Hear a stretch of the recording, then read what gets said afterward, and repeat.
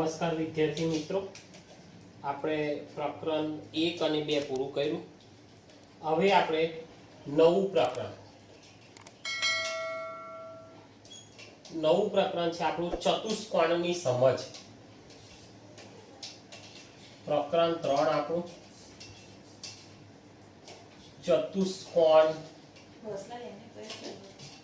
ચતુષ્કોણની સમજ. આજે આપણે એની ચર્ચા કરવાની છે. ચતુષ્કોણની સમજ સ્વાધ્યાય 3.1 ની આજે આપણે ચર્ચા કરવાની છે. બરાબર. ચર્ચા કરતા પહેલા આપણે થોડીક એની પ્રાથમિક માહિતી કે જે અગાઉના ધોરણમાં આપણે ભણી ગયા છે એની આપણે ચર્ચા કરીશું.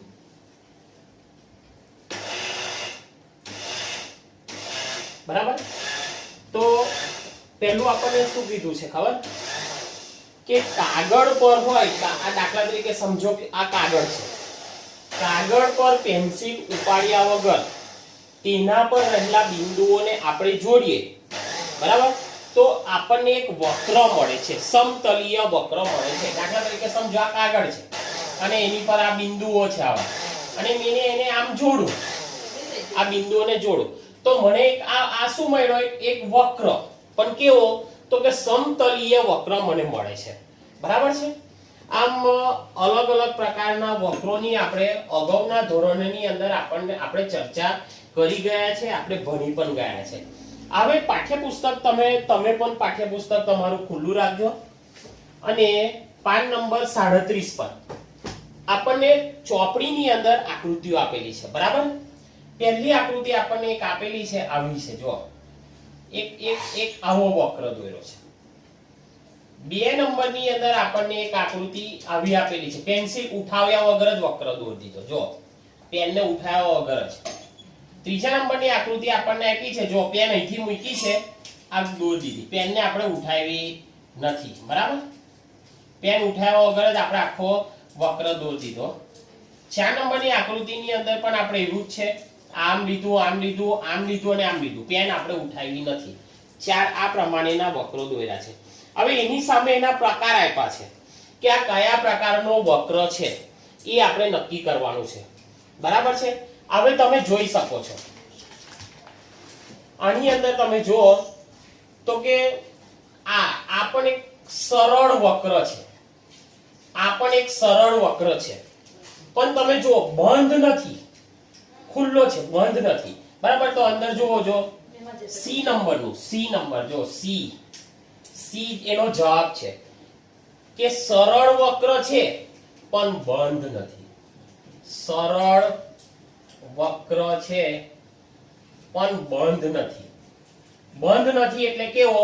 તો કે આવો બંધ નથી, ખુલ્લો છે. જો અહીંથી આ ખુલ્લો છે. બરાબર છે. ચાલો, એની પછી એક આવું છે. ચાલ, વક્ર છે, આ વક્ર છે પણ કેવો? સરળ નથી. બરાબર. વક્ર છે પણ કેવો છે? ડી નંબર આવશે. વક્ર છે પણ સરળ નથી. પછી એની પછી જો સરળ છે, આમ જુઓ, અને બંધ છે, એટલે આપણો એની અંદર ગોતી કાઢજો. એ નંબર આવશે. સરળ બંધ વક્ર. બંધ વક્ર તમે જોઈ શકો છો કે આખું બંધ છે, આખું બંધ છે. સરળ બંધ વક્ર. બરાબર છે. આ વક્રની અંદર તમે જુઓ તો કે એક અને બીજો વક્ર એકબીજાને છેદે છે. બરાબર છે. એટલે આ સરળ નથી. વક્ર છે ખરો પણ સરળ નથી. પણ એક લીટી પર બીજી લીટી શું થાય છે? છેદે છે. એટલે કે સરળ નથી. બરાબર. ચાલો, આની અંદર પણ આપણે જોઈ શકીએ છીએ કે બંધ છે ખરો, પણ એક આ જે લીટી છે, આ બીજો રેખાખંડ છે, એકબીજાને છેદે છે, એટલે સરળ નથી. બરાબર. એનું શું આવશે? બંધ વક્ર છે. બંધ વક્ર છે પણ સરળ નથી. એનો જવાબ કયા નંબરનો આવશે? જોઈ લોજો. બંધ છે પણ સરળ નથી. બી. બરાબર છે. આ રીતે આપણે પાઠ્યપુસ્તકની અંદર આપણને આપેલું છે સમજૂતી માટે, એટલે આપણે આ જોયું, બરાબર છે. સરળ વક્ર છે. જો તમે અહીં કઈ રીતે સરળ છે, તો કે આમ દોર્યું છે, એકબીજાને છેદતો નથી. પણ અહીં તમે જો આ અને આ એકબીજાને અહીં શું થાય છે, છેદે છે, એટલે સરળ નથી. વક્ર છે ખરો પણ સરળ નથી, બરાબર. ચાલો એની આગળ પાઠ્યપુસ્તકની અંદર જ આપણે જોતા રહેજો. પાઠ્યપુસ્તકની થોડીક માહિતી આપણે મેળવી લઈએ કે જેથી આપણને દાખલા ગણવાની અંદર કોઈ પણ પ્રકારની મુશ્કેલી આવે નહીં, બરાબર છે. ચાલો પછી શું કીધું છે ખબર, બહુપદ. બહુપદ. ચાલો આપણને બે પ્રકારના બહુકોણ આપ્યા છે. વક્ર જે બહુકોણ છે, વક્ર છે પણ બહુકોણ નથી. જો ઉપર આગળ જે સંખ્યા છે એવું જ છે. જો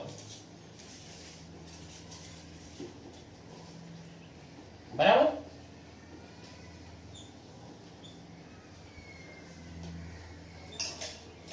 આવું દોર્યું છે, એટલે અહીં શું લખ્યું છે, વક્ર જે બહુકોણ છે. હવે આપણને પ્રશ્ન થાય, વક્ર પણ છે અને બહુકોણ પણ છે, બરાબર. હવે આપણને અહીં બીજી બાજુમાં જ આકૃતિ આપી છે, આવી આપી છે. જો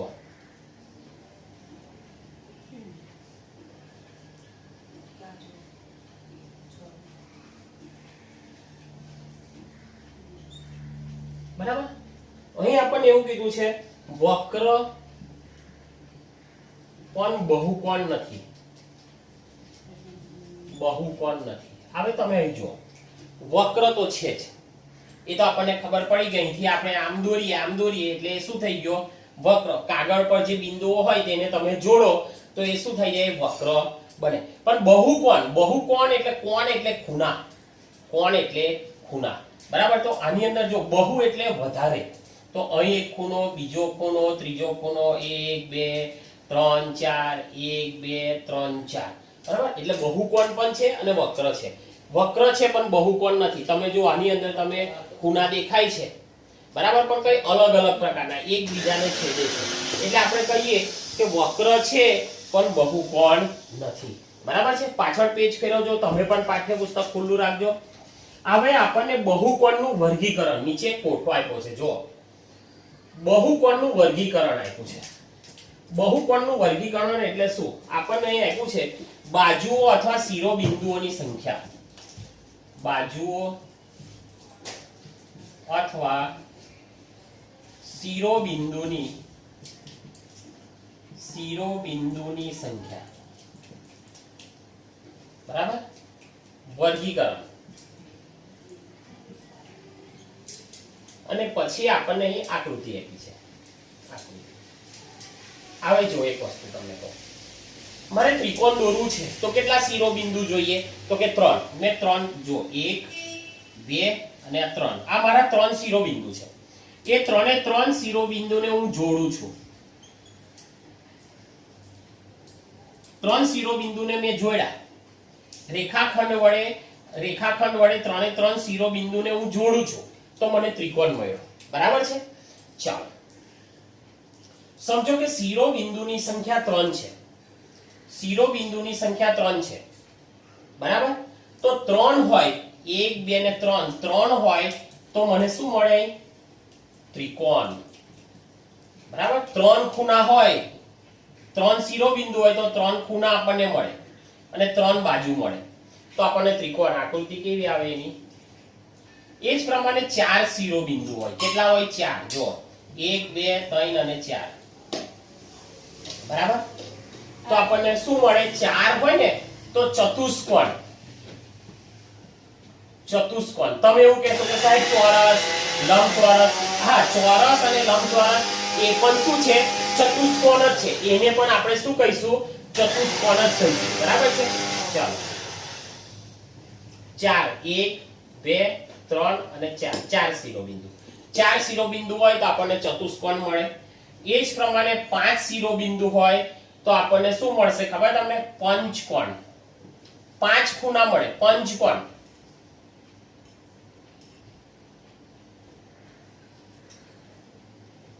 જોઈ શકો 1 2 3 4 અને 5, આ જે બહુકોણ છે એને શું કહેવાય? પંચકોણ. ચાલો 6 ખૂણા હોય તો ષષ્ઠકોણ. બરાબર?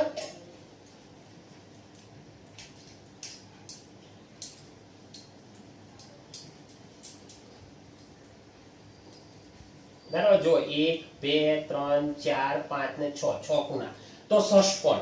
બરાબર છે. એ જ રીતે તમે 7 શિરોબિંદુ 7 લો તો તમને સપ્તકોણ મળશે. 8 હોય તો અષ્ટકોણ, 9 હોય તો નવકોણ, 10 હોય તો 10 કોણ. બરાબર છે. આ રીતે આપણને તમે પાઠ્યપુસ્તકની અંદર આખો કોઠો આપેલો છે. ધ્યાનથી એનો અભ્યાસ કરજો કે જેટલા શિરોબિંદુ લઈએ છે એટલું એનું આપણે વર્ગીકરણ કરીએ છીએ અને એની આકૃતિ કઈ રીતે દોરાય એ આપણા પાઠ્યપુસ્તકની અંદર પણ આપેલું છે. હવે આગળની વાત આપણે કરીશું વિકર્ણ. આની વાત કરશું વિકર્ણ.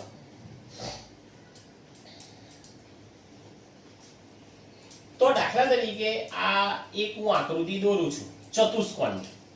એનું નામ આપું A B C અને D. બરાબર છે. હવે તમે જુઓ કે સામે સામેના ખૂણા એકબીજા સાથે જોડાય તો આને શું કહેવામાં આવે છે ખબર તમને? વિકર્ણ. શું કહેવામાં આવે છે? વિકર્ણ. તો ચતુષ્કોણની અંદર તમે જોઈ શકો છો આપણને કેટલા વિકર્ણો મળે છે? 2. કયા?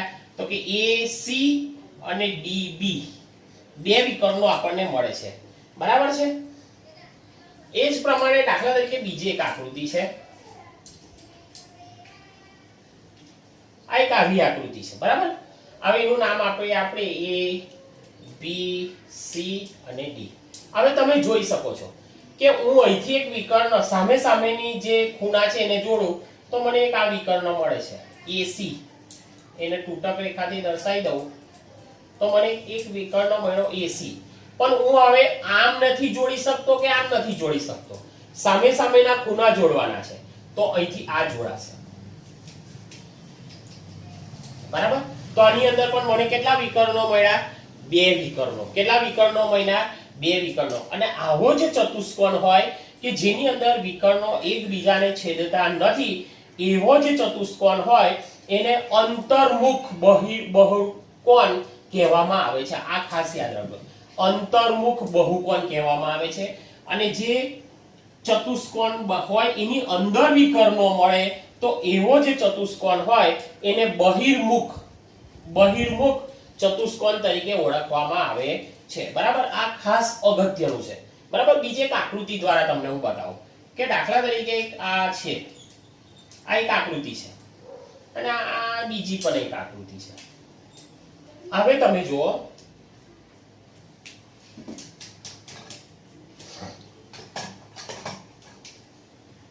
હું અંદર કરું છું, અંદર ડિઝાઇન કરું છું.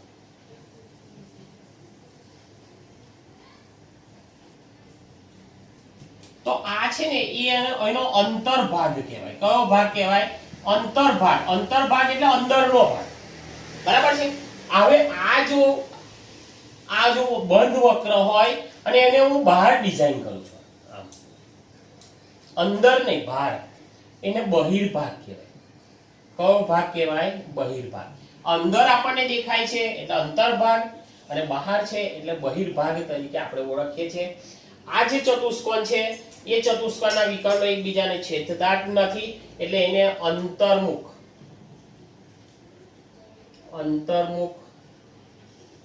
બહુકોણ. બરાબર.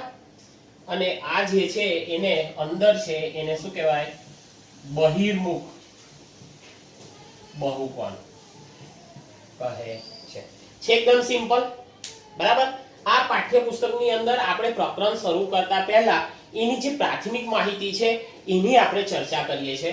એકદમ સહેલું પ્રકરણ છે અને તમને ગણવાની અંદર પણ એટલી બધી મજા આવશે કે તમને એવું લાગશે કે ઓહો આ તો બહુ સહેલું પ્રકરણ છે. બરાબર છે. ચાલો. એ જ પ્રમાણે નિયમિત અને અનિયમિત. નિયમિત બહુકોણ કોને કહેવાય? તો કે નિયમિત બહુકોણ એટલે કે જેને બધા ખૂણાના માપ કેવા હોય?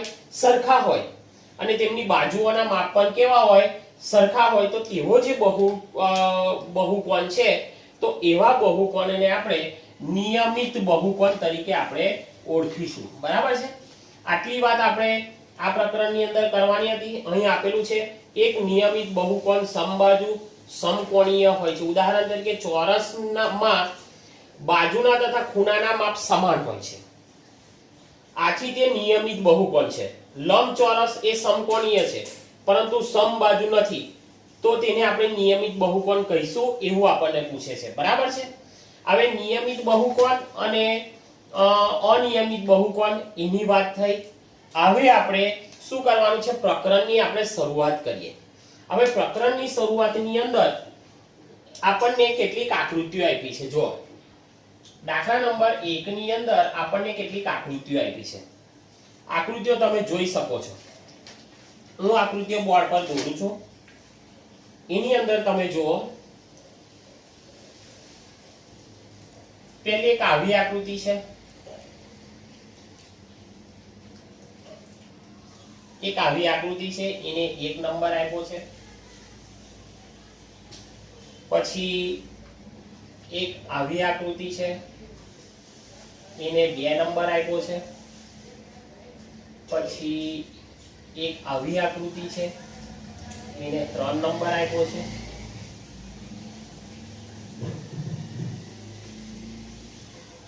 એક આવી આકૃતિ છે, એને 4 નંબર આપ્યો છે. પછી એક આવી આકૃતિ છે, જો એને 5 નંબર છે. એક આવી આકૃતિ છે, એને 6 નંબર આપ્યો છે.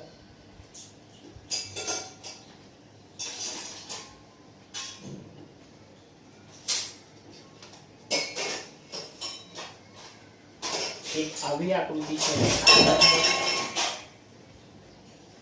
અને એક આવી આકૃતિ છે, એને 8 નંબર આપ્યો છે. અને નીચે આપણને પ્રશ્નો પૂછ્યા.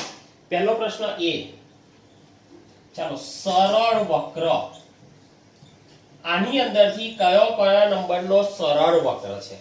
આપણને ખબર છે સરળ વક્ર એટલે શું, તો કે આપણે પેન ઉઠાવ્યા વગર જે વક્ર દોરી શકીએ એ વક્રને સરળ વક્ર આપણે કહીએ છીએ. જો આ મારે દોરવી હોય તો હું દોરી શકું. જો પેન ઉઠાવ્યા વગર દોરાઈ ગઈ. આને દોરવી હોય તો હું દોરી શકું, દોરાઈ ગઈ. આને હું નહીં દોરી શકું કારણ કે 2 વર્તુળ છે. આમ આ વર્તુળ પૂરું થાય પછી મારે પેન ઉઠાવવી પડશે. બરાબર છે. આને પણ હું નહીં દોરી શકું, એટલે પહેલો ને બીજો આવશે. ચાલો, સરળ વક્રની અંદર કયો આવશે? પહેલો, બીજો.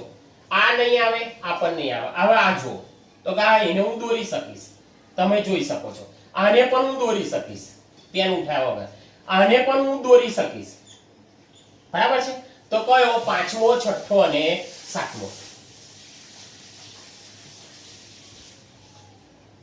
5મો, 6થો અને 7મો. 8માં નહીં દોરી શકું. કેમ? તો કે જો આમ કર્યા પછી મારે પેન ઉઠાવીને જ આમ કરવું પડે. બરાબર છે. તો આની અંદર સરળ વક્ર કયા હતા? તો કે પહેલો, બીજો, 5મો, 6થો અને 7મો. બરાબર છે. ચાલો, બીજો બી શું પૂછ્યો છે ખબર? સરળ તો ખરો જ, પણ બંધ વક્ર. બંધ પણ સાથે સાથે જોઈએ. ચલો, પહેલા નંબરનો સરળ વક્ર તો છે અને સાથે સાથે બંધ પણ છે, કોઈ પણ બાજુથી ખુલ્લો નથી, એટલે 1 નંબર આવશે.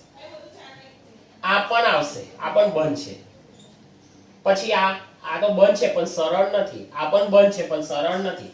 આ બંધ છે અને સરળ પણ છે. બરાબર, એટલે 3 નંબર, સોરી 5 નંબર. 6 નંબર પણ બંધ છે અને 7 નંબર પણ બંધ છે. આટલું ક્લિયર થઈ ગયું? સરળ વક્ર છે અને સાથે સાથે બંધ પણ છે. હવે સી માં શું કહે છે જુઓ. એની અંદર પાઠ્યપુસ્તકમાં તમે જોતા રહેજો. ABC બહુકોણ.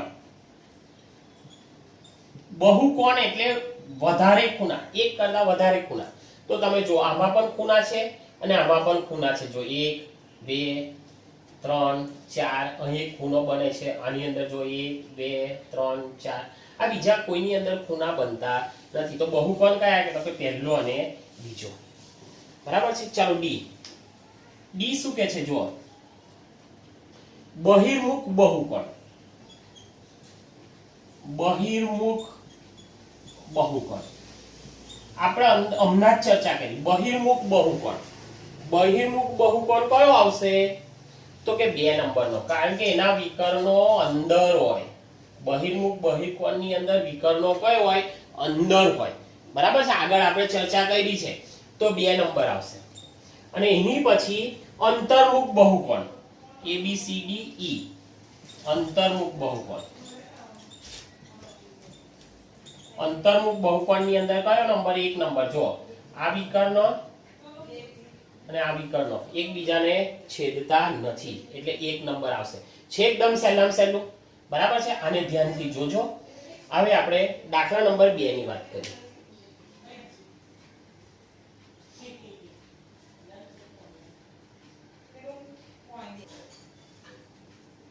ચાલો, દાખલા નંબર 2 આપણને શું કહે છે? નીચે દર્શાવેલના દરેકના વિકર્ણો શોધો. બરાબર છે. હવે આપણને ખબર છે વિકર્ણો કોને કહેવાય, એ આપણે અગાઉ શીખી ગયા છે. વિકર્ણો એટલે દાખલા તરીકે આ હું એક દોરું છું, ABCD, અને સામે સામેના ખૂણા જોડાય તો એને શું કહેવાય? એના વિકર્ણો. બરાબર છે. તો આપણને એવું પૂછે છે કે બહિર્મુખ બહુકોણ, બહિર્મુખ બહુકોણ, બહિર્મુખ બહુકોણ આપણને ખબર છે. બહિર્મુખ એટલે એના જે વિકર્ણો એ વિકર્ણો કઈ હોય? તો કે અંદર હોય. કઈ હોય? અંદર હોય. જે બહુકોણ હોય એની અંદર હોય. તો બહિર્મુખ ચતુષ્કોણ હોય તો તેને 4 બાજુ હોય. કેટલી બાજુ હોય? 4 બાજુ. એટલે n બરાબર 4. દાખલા તરીકે બહિર્મુખ ચતુષ્કોણ કેવો હોય? તમે ગમે તેવો દોરી શકો છો, પણ એને કેટલી બાજુ હોવી જોઈએ? 4 બાજુ અને 4 ખૂણા હોવા જોઈએ. બરાબર. તો હવે એના વિકર્ણોની સંખ્યા, આ વિકર્ણોની સંખ્યા કેટલી આવે એ આપણને પૂછે છે. દાખલા તરીકે A, B, C અને D. તો આપણને પૂછે વિકર્ણોની સંખ્યા કેટલી? આકૃતિ પ્રમાણે આપણને 2 બતાવે છે. શું આપણો જવાબ સાચો છે? આપણે ચેક કરીએ. તો એની માટે આપણને એક સૂત્ર આપ્યું છે. n બાજુવાળા બહુકોણના વિકર્ણોની સંખ્યા બરાબર n કૌંસમાં n-1/2 ઓછા n. આ એક સૂત્ર છે. હવે આને શું કર્યું છે? એમને વિસ્તરણ કર્યું છે. n ને n વડે ગુણે તો n નો વર્ગ, n ને 1 વડે ગુણે તો ઓછા n, અને 2 ને n વડે ગુણે તો 2n/2 બરાબર. આને પાછું છૂટું પાડ્યું છે. n નો વર્ગ ઓછા ઓછા વત્તા 2n ને 1n 3n/2 બરાબર. એટલે આપણે કોઈ પણ 1, 2 કે 3 માંથી આપણે કોઈ પણ ઉપયોગ કરી શકીએ છે. દાખલા તરીકે સમજો કે આપણને આ થોડું મને સહેલું પડે એવું લાગે છે, એટલે હું આ ઉપયોગ કરું છું. n નો વર્ગ -3n/2 આનો ઉપયોગ કરીશ. આ પણ તમે ઉપયોગ કરી શકો છો. n કૌંસમાં n-1/2 ઓછા n આ પણ તમે ઉપયોગ કરો. હું મારે ઈચ્છા છે કે આ ઉપયોગ કરું છું. બરાબર છે. ચાલો, તો કેટલી બાજુ છે? 4. બરાબર. તો આપણે અહીં લખીએ વિકર્ણોની સંખ્યા બરાબર કયું સૂત્ર મેં લેવાનું વિચારું છું? આ n નો વર્ગ -3n/2 આ સૂત્ર મેં લીધું. સમજો n બરાબર કેટલા છે? 4. તો 4 નો વર્ગ ઓછા 3n બરાબર કેટલા? 4/2. 4 નો વર્ગ આપણને ખબર છે, વર્ગ એટલે 4 નો ગુણાકાર 2 વખત. 4 ચોક 16 ઓછા 4 તારી 12/2. 16 ની અંદરથી 12 બાદ કરો, કેટલા વધશે? 4. 4/2 2 દુના 4 બરાબર. વિકર્ણોની સંખ્યા કેટલી આવશે? 2. કેટલી આવશે? 2. જો આપણી આકૃતિમાં પણ 1 અને 2 વિકર્ણો આવી ગયા છે. એકદમ સહેલું. બરાબર છે. એ જ પ્રમાણે આપણને શું કીધું છે બીજું? જો B નંબરનો દાખલો શું કહે છે?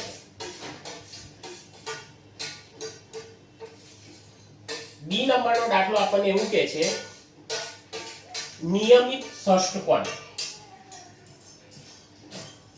નિયમિત ષષ્ઠકોણ. હવે આપણને ખબર છે ષષ્ઠકોણ એટલે કેટલી બાજુ હશે? 6. નિયમિત ષષ્ઠકોણને કેટલી? 6 બાજુઓ. 6 બાજુઓ હોય. તેથી n બરાબર કેટલી થાય? 6.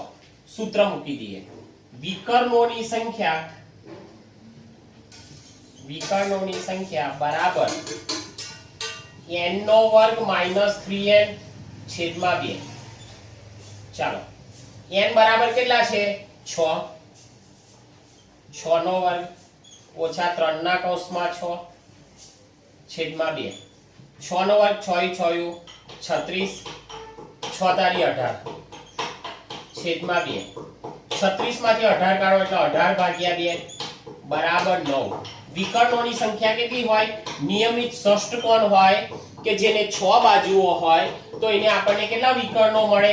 9 વિકર્ણો મળે છે. હવે છેલ્લો દાખલો સી નંબરનો દાખલો એકદમ સહેલા દાખલા છે. ધ્યાનથી તમારે વિડિયો જોવાનો છે અને ગણવાનો પ્રયત્ન કરવાનો છે. છેલ્લો છે ત્રિકોણ સી. ત્રિકોણ હવે ખબર છે ત્રિકોણ આપણે દોરવો હોય તો આપણે આવો દોરી શકીએ. ચાલો કેટલી બાજુ છે? 1 2 ને 3. અહીં નામ આપીએ આપણે A B C.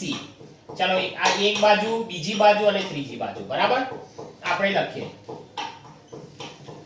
ત્રિકોણને 3 બાજુઓ હોય છે. તેથી n બરાબર 3. બરાબર આપણે લખીએ. ચાલો વિકર્ણોની સંખ્યા નું સૂત્ર આપણું કયું છે? જોજો n નો વર્ગ માઈનસ 3n છેદમાં 2. તમે આ પણ વાપરી શકો છો. આ સૂત્ર તમારે વાપરવું હોય તો પણ તમે વાપરી શકો છો. n બરાબર કેટલા છે 3. 3 નો વર્ગ માઈનસ 3 કૌંસમાં n બરાબર 3 લો છેદમાં 2. 3 નો વર્ગ 3 તારી 9 3 તારી 9 છેદમાં 2. ચાલો 9 માંથી 9 કાઢો તો કે 0 0 ના છેદમાં 2 બરાબર 0. તો ત્રિકોણની અંદર આપણને વિકર્ણો 0 મળે છે. હવે તમે અહીં જોઈ શકો છો આ જે b છે તો એની સામે બીજો કોઈ ખૂણો જ નથી કે આપણે વિકર્ણ દોરી શકીએ. a છે તો એની સામે કોઈ ખૂણો જ નથી એટલે આપણે વિકર્ણ દોરી શકીએ. જો અહીંથી હું દોરું તો એમ દોરું પણ અહીં તો ખૂણો કોઈ આવતો નથી. અહીંથી આમ દોરું તો અહીં કોઈ ખૂણો આવતો નથી. આમ દોરું પણ અહીં કોઈ ખૂણો આવતો નથી. એટલે આ રીતે આપણે વિકર્ણો દોરી શકીએ નહીં. એટલે ત્રિકોણની અંદર આપણને કેટલા વિકર્ણો મળે છે? 0. કઈ રીતે વિકર્ણો કઈ રીતે મળે? જો સમજો એક આ ચોરસ છે A B C અને D. તો A અને C સામે સામેના બે ખૂણા આપણે જોડીએ તો એને વિકર્ણ કહેવાય. B અને D સામે સામેના ખૂણા જોડાય તો વિકર્ણ. પણ તમે જો અહીંથી મેં અહીં જોડું છું તો અહીં તો કોઈ ખૂણો જ નથી. અહીંથી આમ જોડું છું તો અહીં ખૂણો નથી. અહીંથી આમ જોડું તો ખૂણો નથી. એટલે ત્રિકોણને આપણને કેટલા વિકર્ણો મળે છે? 0 વિકર્ણો મળે છે. બરાબર. હવે દાખલા નંબર 3 થી આપણે નેક્સ્ટ પીરિયડ ની અંદર જોઈશું.